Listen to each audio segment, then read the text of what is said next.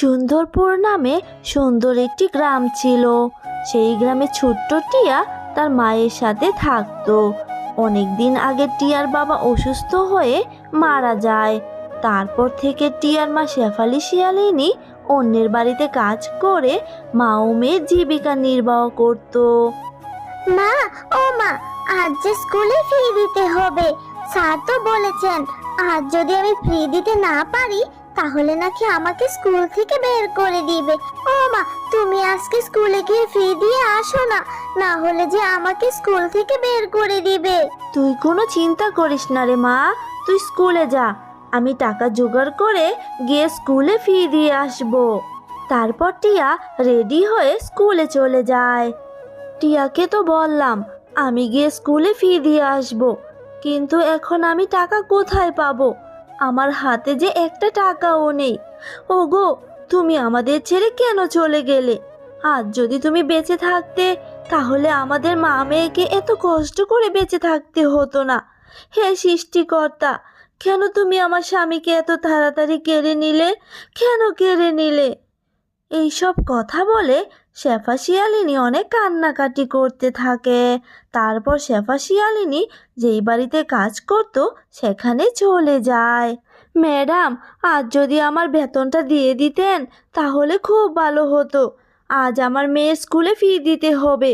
আজ যদি ফি জমা দিতে না পারি তাহলে যে আমার মেয়েটাকে স্কুল থেকে বের করে দিবে ম্যাডাম। কি বললি তুই শেফা? এখনো মাস শেষ হয়নি আর টাকা চাচ্ছিস? লজ্জা করে না তোর? যা, গিয়ে কাজ কর। মাস শেষ হলে তারপরই টাকা পাবি, তার আগে একটা টাকাও নয়। দয়া করুন ম্যাডাম, একটু দয়া করুন না। মেয়েটাকে যে স্কুল থেকে বের করে দিবে, অনেক স্বপ্ন নিয়ে মেয়েটাকে স্কুলে ভর্তি করিয়েছিলাম। এখন ফি দিতে না পারলে যে আমার মেয়েটাকে বের করে দিবে। দয়া করুন না ম্যাডাম একটু। শেফা শিয়ালিনী অনেক কান্নাকাটি করার পরও তার ম্যাডাম তাকে কোনো টাকাই দিল না। তারপর শেফা শিয়ালিনী সব কাজ শেষ করে বাড়ি ফিরে আসে, আর বাড়ি ফিরে দেখে টিয়া বসে কান্না করছে। কি হয়েছে রে মা? তুই এইভাবে বসে কাঁদছিস কেন? বল আমাকে। মা, আমাকে যে স্কুল থেকে তাড়িয়ে দিয়েছে।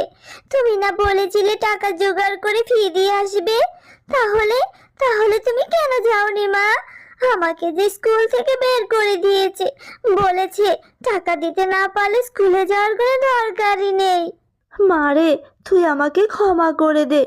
আমি অনেক চেষ্টা করেছি, কিন্তু কেউ আমাকে একটু সাহায্য করেনি রে মা।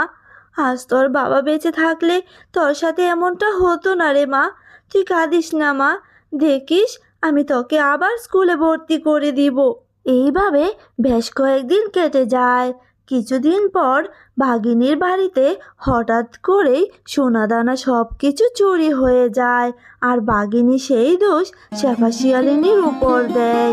শয়তান চুন্নি কোথাকার!